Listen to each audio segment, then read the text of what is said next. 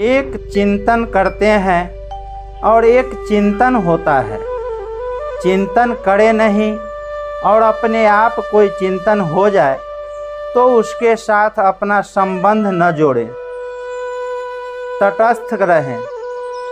वास्तव में हम तटस्थ ही हैं, क्योंकि संकल्प विकल्प तो उत्पन्न और नष्ट होते हैं, पर हम रहते हैं। इसलिए रहने वाले स्वरूप में ही रहें और संकल्प विकल्प की अपेक्षा कर दें तो हमारे पर वह संकल्प विकल्प लागू नहीं होगा। मनुष्य एक गलती करता है कि जब उसको संसार याद आता है तब वह उससे द्वेष करता है कि इसको हटाओ, उसको मिटाओ। ऐसा करने से संसार के साथ विशेष संबंध जुड़ जाता है। इसलिए इसको हटाने का कोई उद्योग न करे, प्रत्युत ऐसा विचार करे कि जो संकल्प विकल्प होते हैं उनमें भी वह परमात्मा तत्व ओतप्रोत हैं।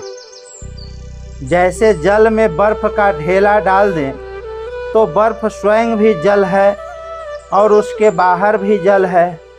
ऐसे ही संकल्प विकल्प कुछ भी आए वह परमात्मा के ही अंतर्गत है और संकल्प विकल्प के भी अंतर्गत परमात्मा है। परमात्मा परिपूर्ण है। जैसे समुद्र में बड़ी बड़ी लहरें उठती है, एक लहर के बाद दूसरी लहर आती है, उन लहरों में भी जल ही जल है। देखने में लहर अलग दिखती है, पर जल के सिवाय लहर कुछ नहीं है। ऐसे ही संकल्प विकल्प में परमात्मा तत्व के सिवाय कोई तत्व नहीं है, कोई वस्तु नहीं है। अभी कोई पुरानी घटना याद आ गई तो वह घटना पहले हुई थी, अब वह घटना नहीं है। मनुष्य जबरदस्ती उस घटना को याद करके घबरा जाता है कि क्या करूं, मन नहीं लगता। वास्तव में जब परमात्मा का ध्यान करते हैं उस समय अनेक तरह की पुरानी बातें की याद, पुराने संस्कार नष्ट होने के लिए प्रकट होते हैं। परंतु साधक इस बात को समझे कि उसको सत्ता देकर और मजबूत बना लेता है, इसलिए उसकी अपेक्षा कर दें।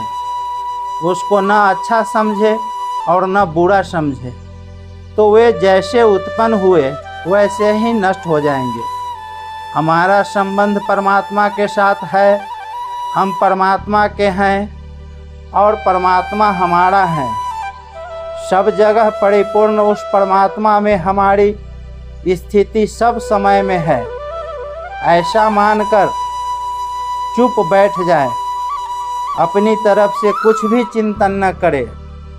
अपने आप चिंतन हो जाए तो उससे संबंध न जोड़े, फिर वृत्तियाँ अपने आप शांत हो जाएगी और परमात्मा का ध्यान स्वतः होगा।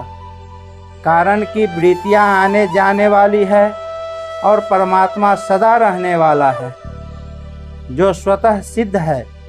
उसमें करना क्या पड़ेगा, करना कुछ है ही नहीं। साधक ऐसा मान लेता है कि मैं ध्यान करता हूँ, चिंतन करता हूँ, यह गलती है। जब सब जगह एक परमात्मा ही है तो क्या चिंतन करे, क्या ध्यान करे। समुद्र में लहरें होती है, पर जल तत्व में न लहरें हैं न समुद्र हैं। ऐसे ही परमात्मा में न संसार है, न आकृति है, न आना जाना है। वह परमात्मा तत्व परिपूर्ण है, सम है, शांत है, निर्विकार है, स्वतः सिद्ध है। इसका चिंतन करना नहीं पड़ता। उसका चिंतन क्या करे, उसमें तो हमारी स्थिति स्वतः है, हर समय है। व्यवहार करते समय भी उस परमात्मा से हम अलग नहीं होते, प्रत्युत निरंतर उसमें रहते हैं। जब व्यवहार वाली वस्तुओं को आदर देते हैं, महत्व देते हैं, तब विक्षेप होता है। एकांत में बैठे हैं और कोई बात याद आ जाती है तो विक्षेप हो जाता है। वास्तव में विक्षेप उस बात से नहीं होता, उसको सत्ता दे देते हैं, महत्ता दे देते हैं, उससे विक्षेप होता है। जैसे आकाश में बादल आते हैं और शांत हो जाते हैं, ऐसे ही मन में कई स्फुरनाएँ आती है और शांत हो जाती है। आकाश में कितने ही बादल आए और चले गए, पर आकाश में कुछ परिवर्तन नहीं होता, वह ज्यों का त्यों रहता है। ऐसे ही ध्यान के समय कुछ याद आए अथवा ना आए, परमात्मा ज्यों का त्यों परिपूर्ण रहता है। कुछ याद आए तो उसमें भी परमात्मा है और कुछ याद ना आए तो उसमें भी परमात्मा है। देखने में, सुनने में, समझने में जो कुछ आ जाए, उस सब के बाहर भी परमात्मा है और सबके भीतर भी परमात्मा है। चर और अचर जो कुछ है वह भी परमात्मा ही है। दूर से दूर भी परमात्मा है, नज़दीक से नज़दीक भी परमात्मा है, परंतु अत्यंत सूक्ष्म होने से वह बुद्धि के अंतर्गत नहीं आता।